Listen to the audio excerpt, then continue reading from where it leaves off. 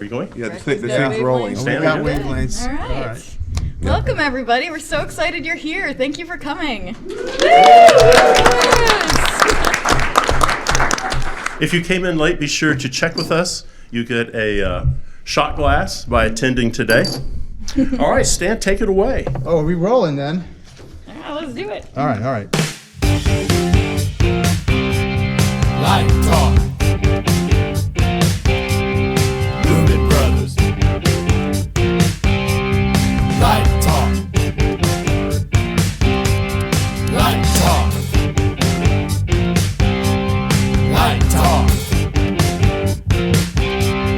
Lumen Brothers. Light Talk.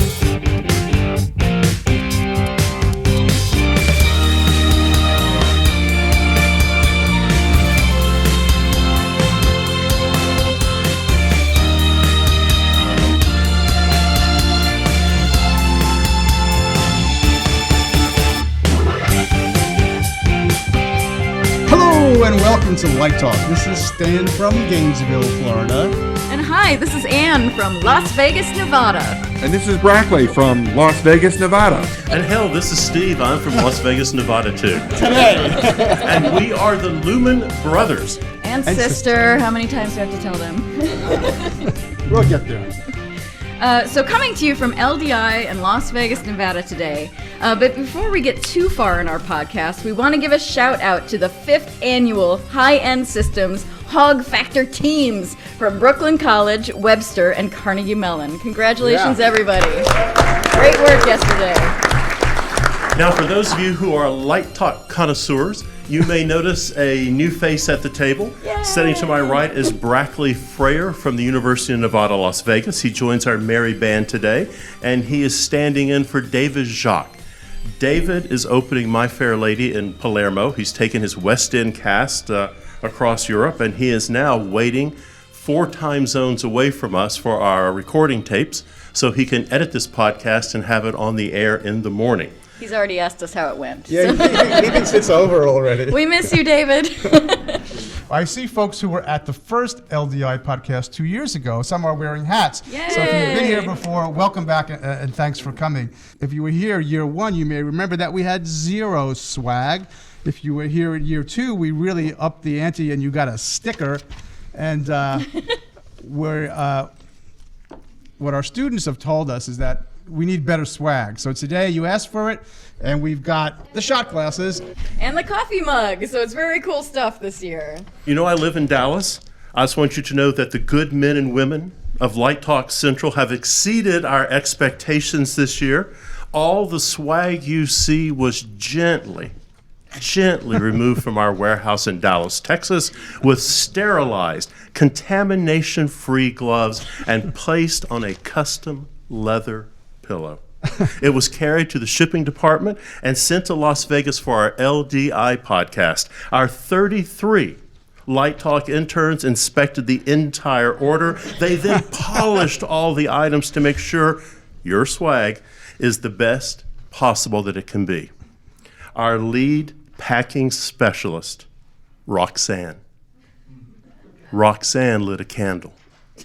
A hush fell over the entire Light Talk team as she placed your swag in its package and sealed it with a kiss. We had a wonderful celebration afterwards. I then jumped on my 47 knucklehead, rumbled down the street to the post office where, you guessed it, the entire state of Texas lined up to cheer your package as it went to Las Vegas. So today, the Lumen Brothers and Sister are once again broadcasting from the 2019 Live Design International in Las Vegas, Nevada. We are locked in a room with colleagues and friends to discuss design, technology, and education. So we've passed out our cars to the audience, and we've got them back. I think we've selected the question. And Ann, what are we going to do? Here's the exciting thing. Ready? Each person who has a question selected will get this special limited edition Light Talk coffee mug. And they really are limited. Yeah, There's they only are. 12 in the world. So Stan, what's our first question? Oh, it's me. Any advice for someone moving from the live world to the permanent install world. Who wrote Hey, that? come get Come a on down. mug. Come on down. All right. Yay!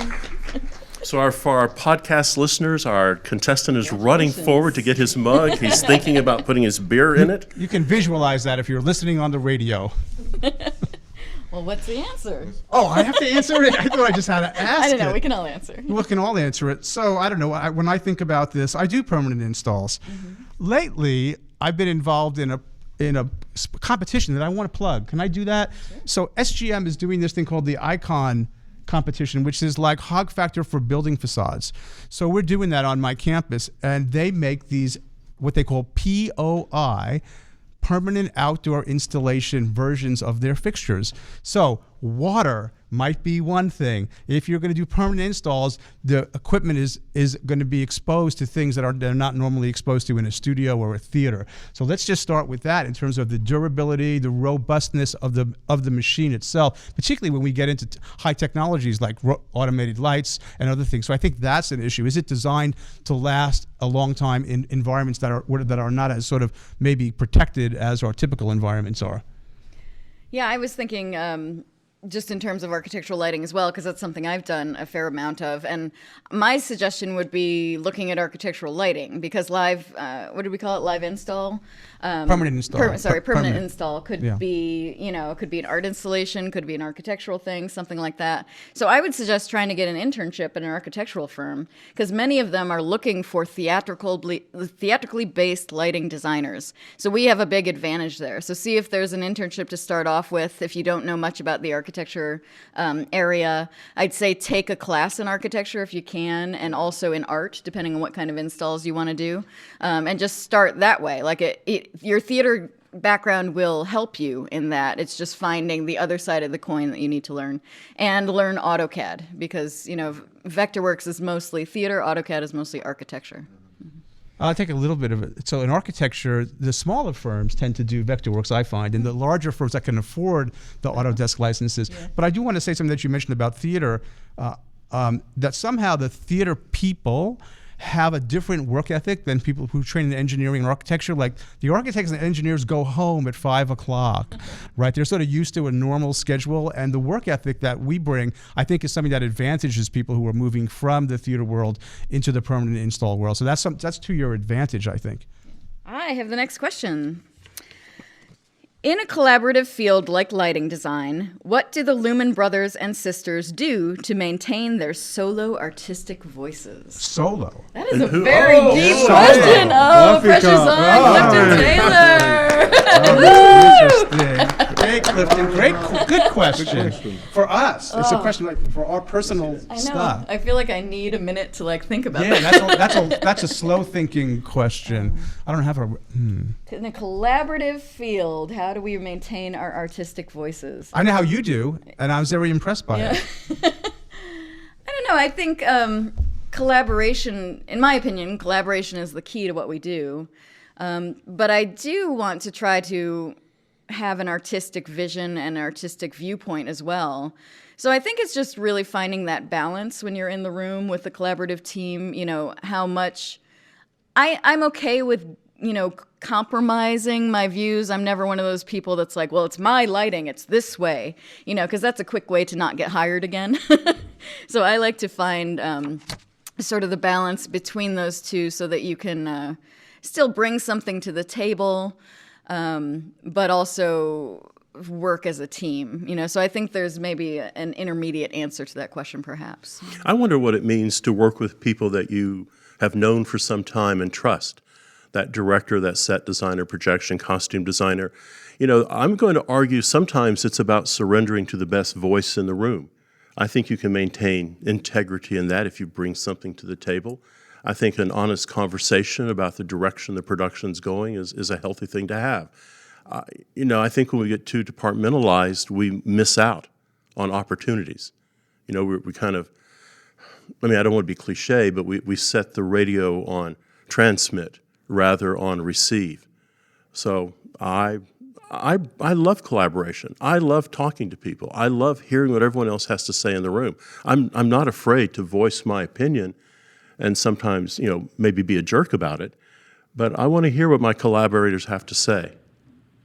Yeah, I agree with Steve on that one. We all have our own individual styles that come out, I think, for all the shows that we do. But I think the collaboration for me is the wonderful part of doing a show. And every show is different, too. Some will be more collaborative and some will be less collaborative. But I think that is one of the most important things. You know, I'm sort of thinking about this question in a different way. And maybe I'm wrong about the way Clifton asked it, but he says to maintain their solo artistic voices. So I'm wondering if you mean, do I do any kind of art or creative work that is not part of a collaborative team? Oh, he's nodding and pointing. Am I right? Because, can I use you as an example? Because I think it's good, and I'll try and answer it for myself personally. I know that Clifton is painting watercolor, and he posts these beautiful images, which I think genuinely, right? And my buddy in the back, whose mother is a lifelong watercolorist, I think there's something about you need to sort of work on your own to develop your own sort of, not necessarily your style, but your own muse. And when you're in that collaborative environment, it's not, you do have to sort of throttle back your muse, as Steve is saying, as they're all saying, to the collaborative goal. And so I think that's really important. And I'll mention a book that I love called The Artist's Way by Julia Cameron. And if you don't know, I think we have it on the website. Absolutely. Which talks about that. So for me, I'll be honest, confession, I'm not doing enough of that because my life is too busy. I started out as a potter, right, with clay. And I was fascinated by the shaping of form. And then I was fascinated by how light altered the shape of a form that I knew that was the form, but now it looks different in this light or that light. So I want to get back to that for me in a way to feed my own creativity. And I think maybe I'd even be so bold as to say everybody should have one, whether it's playing the guitar or painting or drawing or music or something else besides the collaborative, to feed that individual expressiveness that you then carry over, of course, into your work as a collaborator. So that's my answer. That's yes, your inner expressiveness. Yeah, it's a great question, and I hope I answered it. Stan should get a mug for answering that correctly. Oh, good, because you know what? We only ordered enough, and I was lamenting that he's got my hat, and I want a mug. No, I'm kidding. See. Everybody gets a mug. We'll see. But thank you. All right, Brackley, you're next. I have the next question. How do you know you're ready for graduate training? And who did that one? Oh, that's me. Hey! Come on up for your mug. How do you know you're ready for graduate school? I was taking part today in the portfolio review down the hallway. And what struck me was the students who came were pretty confident. They knew they weren't ready for graduate school. And the reason they knew they weren't ready for graduate school is that some of them weren't sure if they even liked the theater. They wanted to go out and work. They wanted to work in the industry. They wanted to see what it was like at a commercial house. They wanted to live that life for a couple years while they're developing their skills. So I say, how do you know you're ready for graduate school? I think you're ready for graduate school if there's this real burning passion that theater is something you have to do. If you have to do it and you're going to commit to it completely and you want to be in that classroom, you want to be in that environment, and you have skin in the game every day of the week, then maybe it's time for graduate school. If it's a passing fancy, if it's something, if you're not on fire about it, then you're probably not going to do very well because you'll be surrounded with another 8 or 9 students who do have a big passion about it. I think you're ready for graduate school when you realize you've hit a ceiling and there's a skill set and an understanding and your eye is not sophisticated and you're wondering what you're missing. I think you're ready for graduate school when you're ready to come back and you want to release all of these things that you do that are safe, that you do really well. I'll put amber here, I'll put blue there. It works on every show. I mean, no one wants to be ridiculed. No one wants to be teased. So when you come to graduate school, if you're not ready to be embarrassed, if you're not willing to get rid of that amber and blue and put green and purple up, if you're not ready to experiment, I mean, this is the place you can experiment, and I don't think there's a lot of consequences behind it. You're not in the commercial world. You're there to try ideas, bounce them off your professors, bounce them off your colleagues in class. So ready for graduate school? It's a combination of things, but for me, it's the passion, it's the I'm curious, there's some stuff I don't know, there's something that It could be something as easy as I don't know how to read a play. You know, I just don't know how to read a play, and maybe I should learn. What do you think, Brackley? Yeah, I agree. I think it's learning how to do this. I think it's really important that you have the love and the passion for theater, and that you want to learn how to fail. That sounds strange, but that's what you can do in grad school. You can learn how to fail. Really push your limits, and see where you're at in your world. I think that's important because we do kind of strange things. We sit in a dark hole and play with lights all day. So you have to have the passion and the love for it, and really have a hunger for learning more.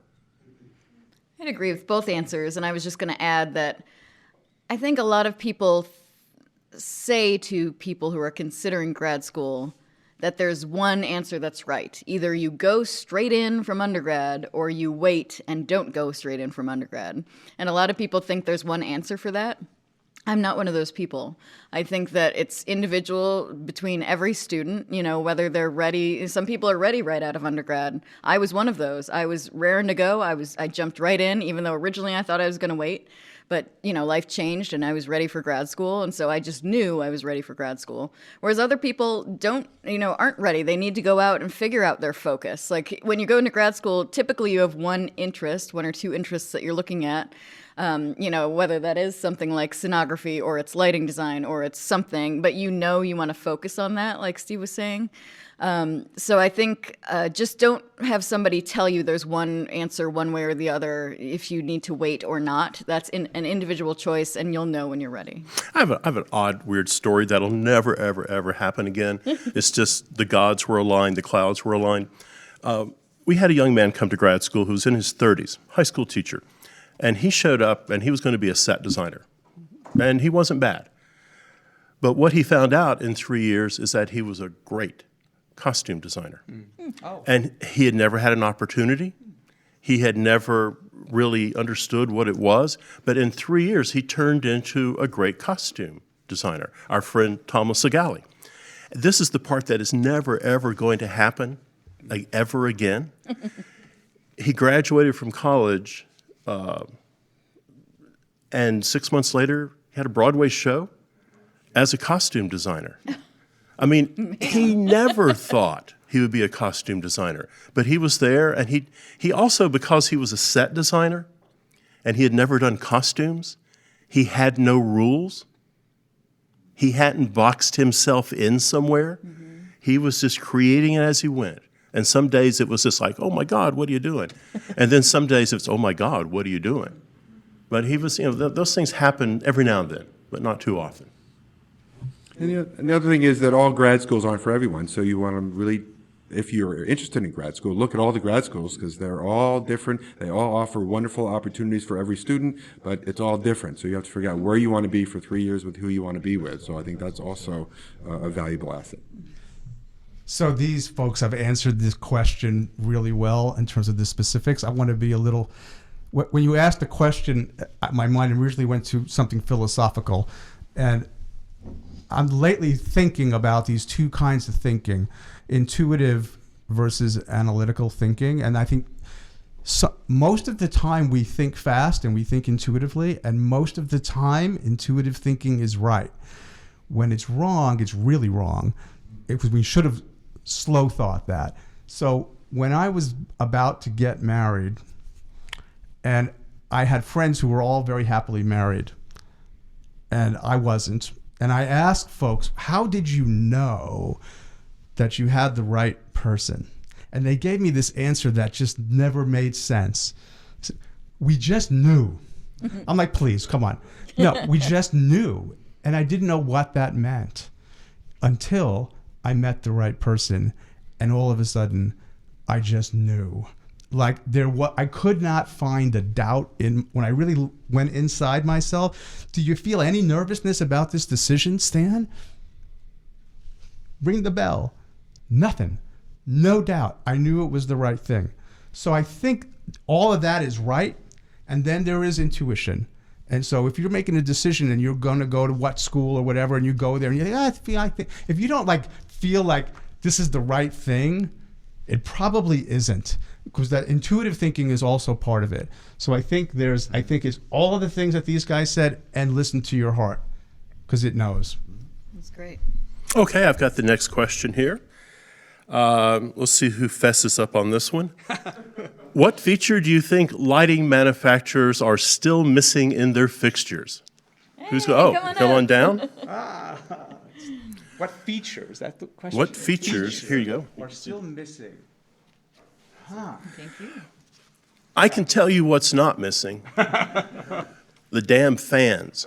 Once they could get the lights silent, if they would concentrate on that for a little bit, I think that's the feature they've all got that they don't want.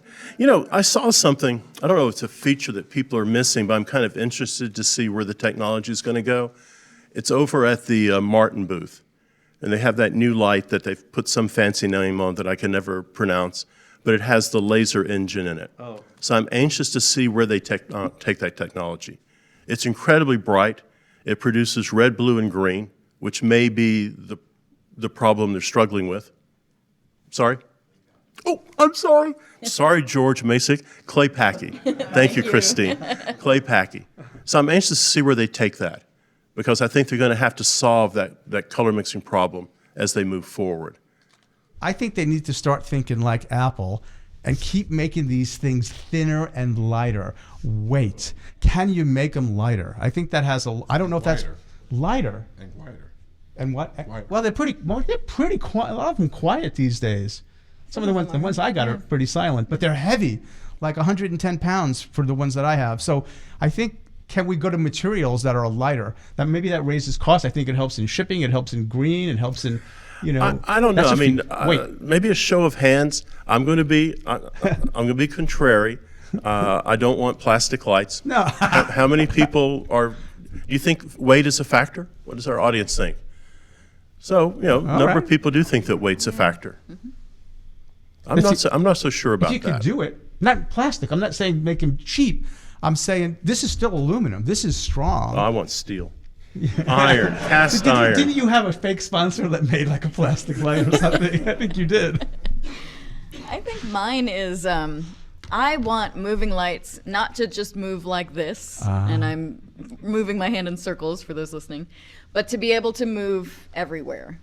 You want the drone. I kind of want the drone, but it's got to be quiet. Yeah. But he had the moving light that tracked like this, and you saw the shadows move. It tracked from stage left to stage right, and you saw the shadows move, and it was absolutely stunning. Yeah. So I feel like moving lights need to move in more directions than just this, and whether that's a drone, I don't know, but something new and exciting is what I'm looking for with the movement of the piece. And I'd like quieter drones. I mean, I think the drone show they have out here is beautiful, and they had one last night at the awards ceremony, but you could hear them. Yes. I don't know if that's possible, but that would be a fun thing to do. I'm going to share a vision that somebody on the show floor told me last year, but said, don't share it.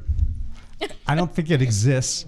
It's like a vision for the future. But they said, imagine this. And they said there are some places where this is being installed.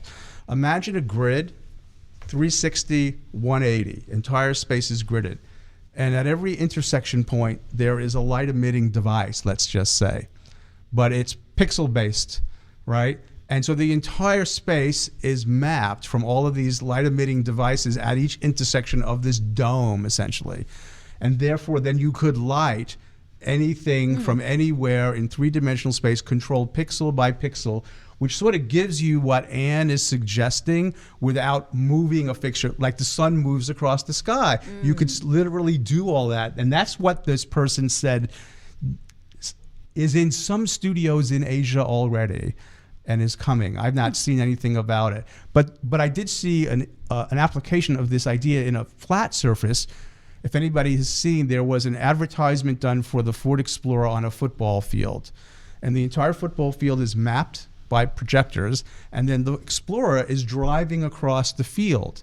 Now, what's lighting the Explorer are pixels from the mapped projections, and the animation that's on the field is coming from the same projectors. And that Explorer is tracked and lit naturally, and it was like, oh my God.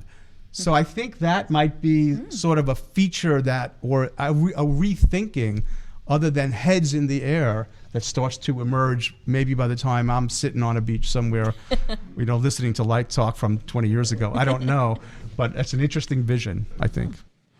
I'd like to have a discussion at LDI or somewhere. Where's the industry going in the next 20 years? What is the new technology? Where are we going with all this stuff? Just interesting. I have that on this question. So we'll be getting into that in a second. Well, before we get there, let's do this part. Coming to you from LDI in Las Vegas, Nevada, it's Light Talk, and Light Talk is sponsored by... From south of the border, it's Bad Hombre Stage Productions, the folks who brought you La Luce Libre de Brazo. You heard me right, an arm wrestling kit. You get a piece of chalk and 2 sharp knives. Draw a circle, place the knives in the patented holders, and let the fun begin. Now the LD and the stage manager can settle that calling conflict with honor. Bad Hombre Stage Productions, the folks who brought you La Luz de la Muerte. That's right, the flashlight of death. Producing 4,100 lumens of light, you can fry an egg, melt a plastic flamenco, or blind the uprigger and watch him fall. Bad Hombre Stage Productions, the people who brought you Manguera de Soporte para LD. You heard me right. Support hose for the lighting designer that are made to help control swelling in the feet, ankles, and lower legs from standing at the all-day focus call. Terry, you can now squeeze those areas and prevent pain and fluid buildup. They even work on cankles. And now, Bad Hombre Stage Productions introduces Estomago No Mas. If you're like me, you probably have a large T-shirt collection. A 73 Tony Orlando and Dawn yellow ribbon, an 84 Jan Hammer Miami Vice, and the holy grail of T-shirts, a 2008 Nickelback Dark Horse tour. I love these shirts, but they seem to have shrunk over the years. I don't know what happened. They've just gotten smaller. Then I discovered Estomago No Mas, stomach no more, made from recycled bicycle tires. Just wrap them around your tummy and select your size. Small, medium, or large. Just add air and watch your tummy flatten. Now you can relive your teenage years. Estomago No Mas. Shipping now from Bad Hombre Stage Productions. And now, back to Light Talk. Okay, so someone used blue ink, and they write, what trends have you noticed on the LDI show floor from this year? Any thoughts or ideas about trends in the industry? Who did that? Oh, there she comes. I wondered why there was such anticipation on your face with every question that was read. Christina would perk up, and then she would kind of retire a bit. Trends in the industry. I don't think there's any genius behind this. I think what we're seeing is... I'm going to go out on a limb here. People are going to say you're an idiot. I think we're going to say goodbye to the $10,000, $12,000, $14,000 moving lights. They're disappearing. Everybody wants something smaller, and everybody wants something less expensive. And as we move into that world, we're going to give things up that we like. We're not going to have a $14,000 light that we can have for $5,000 anymore. Something's not going to quite work on it the way we want it to work. But I think the trend in the industry now is survival, and which of these major companies is going to survive by providing the equipment we need. I mean, if you look, a number of you work in kind of extreme theaters where space is very important. So all of a sudden, lights shrinking down. You can get more lights. You're fighting that batten. You're fighting the scenery. So the trend is something smaller. Are you willing to give up 18,000 lumens to get down to 14,000 lumens to get a light that's slightly smaller? Then the answer is probably yes, because you're just going to balance your show differently. So I think that trend is smaller, cheaper, and maybe a little bit faster. And lighter. And lighter, yeah. I think I have a trend that I'm hoping I'm seeing, and maybe this is Pollyanna, but I'm seeing more support in education.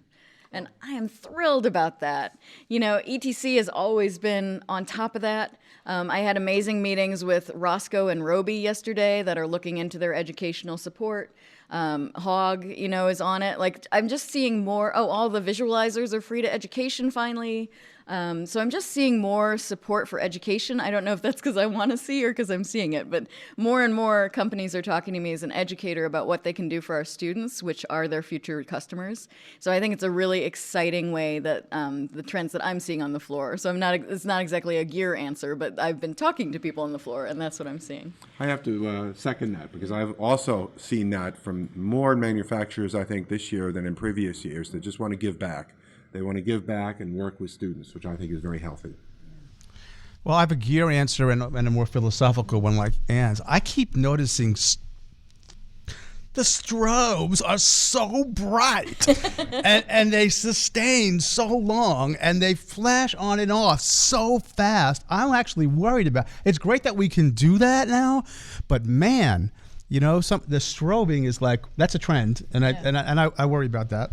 So that's the gear one. I also wonder like how many major lighting manufacturers do we need? And it used to matter because some were better than others, and now like everybody's making a good product. It seems to me there's a lot of really good product. So that's a trend. That's a nice thing. And philosophical. I'm going to get a little sentimental here, as you talked about the students. So I want to shout out to this Knights of Illumination Award thing that I went to last night. How many of you know what that is? It's great. I guess it's the second year in the States, and I was there as a guest of a student who was fortunate enough to win an award last night. But the point I want to make is it took me back to when I started in this business, and it seemed, and I'm a New York kid, right? And it seemed like there was so much work to be had, and that work was sort of had by a certain number of people, and those people would sort of decide who they were going to share that work with. And we were a pretty small industry. And now you look at the show floor like, we're a freaking industry with a capital I. I mean, we're not light fair, we're not architectural lighting, but we're big. And what I felt in that room last night, I know it's sort of a response to the designers not being honored in Tony Awards and all of that, and so we need to honor ourselves, but I felt so much love for lifting people up, lifting people who are starting out, lifting up young people, lifting up people of color, embracing people. There's a lot of work. We need a lot of people and getting people going rather than, and I thought that was just a really beautiful energy. And I felt that coming from manufacturers. At every table, they were sponsoring these awards. And there was just something heartwarming about that. And I have so many former students on the floor. Some are in this room. And I'm thinking, man, I don't know, it's that the competition has changed, the industry has changed, but there's just this wonderful industry that we're a part of that lifts you up and brings people along. And I think that's a lovely trend.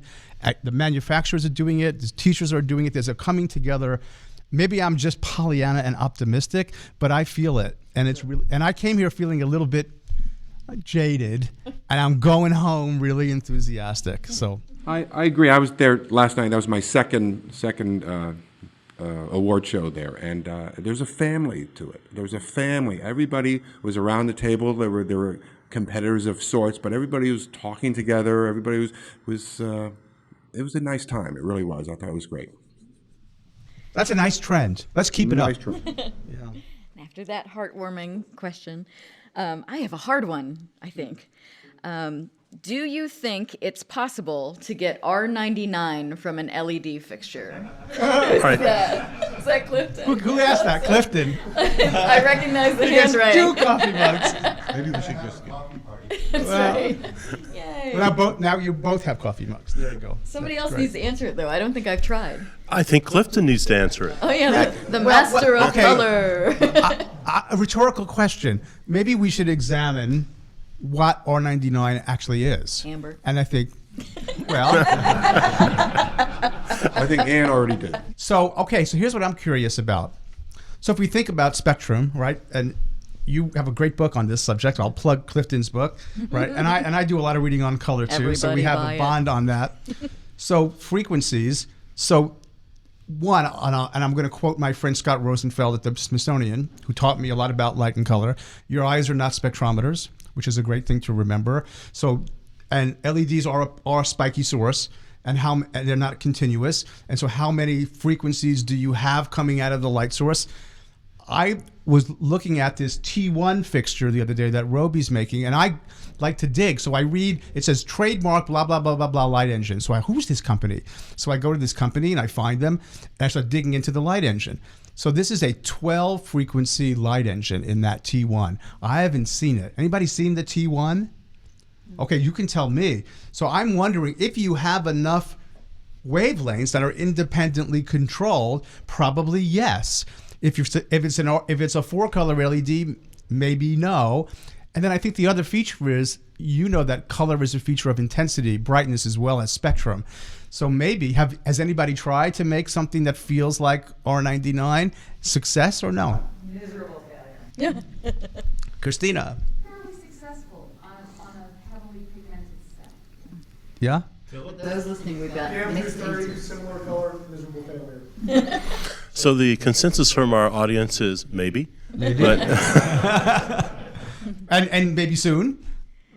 So could I speak for Wendy Lipke, who is really sad about not having the near infrared spectrum represented in the fixtures. So there's a whole set of wavelengths that's near infrared that we don't see in most LED fixtures. And I think you need that. That answers that question we had before. That's what we need to see more of. Yeah. More spectral control, right? I always work in direct mode when possible, and I think that's and teaching people I got to teach myself how to think about color differently than the way it's a new paradigm. But yeah, I was looking at a light. I'll tell a story. And you can cut this out, David, if it's too long-winded, but so that's a note to him. But I specified, I'm doing a building that has curved orchestra shells, and I need to put a fixture in a curved shell. That's difficult, right? So Wenger has a fixture they built that fits in a radius shell, and I specified it. And then my contractors, they can't buy it. So I went to Wenger angry. I specified your light. They're touting it. I get an email. I go to see it. It's called the Leito, right? It's got great gimbaling. It sits in it's beautiful. And I get there and I gave them a hard time. They're, yeah, well, we'll sell it to you with our shell attached. But this project, they're building their own shell. We couldn't talk them into buying a Wenger shell, so they're building their own shells. I wanted their light. They won't sell it. So I give them a hard time, and then they're showing me the light. But they didn't shoot. They have an RGBW version for orchestra shells, and they have a white version, but no tunable white. And I'm like, why not? So everything should be tunable white. So there's the answer. Everything as tunable as possible from the spectrum perspective. I'd say I had a great meeting with, and I apologize if I say this name wrong because I just met him, Nadav Hirsch from Roscoe yesterday. Okay. And he's letting me borrow their new mix book. Yes. Which I'm excited to show in class. And I was playing with it for probably 20 minutes this morning just to see what it was all about. And it has an RGB, lime, warm white, and cool white in it. And the app connects to different colors that it can make. And I'm going to get this all wrong, but he told me right. They corroborate these colors with several different industries or manufacturers, I can't remember, but they only put colors in there that can be done by these several people. And R99, I believe, is in the app because I seem to remember bringing it up this morning. So there is a little critter out there on the board, on the console that on the show floor, but that believes it can make R99. So. For those of you playing the home game, Clifton Taylor now has his device out, waving it around the auditorium, showing that it will turn it off. He has a wrinkled forehead, and he's now got his app on looking for R99. That's a big step in the right direction, this device. Yeah. Mine's in my hotel room where I'd bring it out too, and we could have battling mix books. That and the generic device type format thing, those two things that are going to solve that thing. Can you do that yesterday, that generic device type thing? And I hope that comes along because that's driving me crazy with visualizers and patching and whatnot, all of that stuff. Has Roscoe given a MSRP on the device $99. yet? $99. $99. Yeah, everybody can work. So it's the no-brainer not to get one. Right. We have some questions about the reference source, like Christina and I were talking. I mean, it's not all, but it's a good leap in the right direction. It's exciting where it could go, but Yeah. I believe 99's on the list. Maybe not. Clifton's looking. It's on the list. Yeah. How do you feel about it? It's on the list meaning coming or? No. It's there. Yeah. Okay. All right.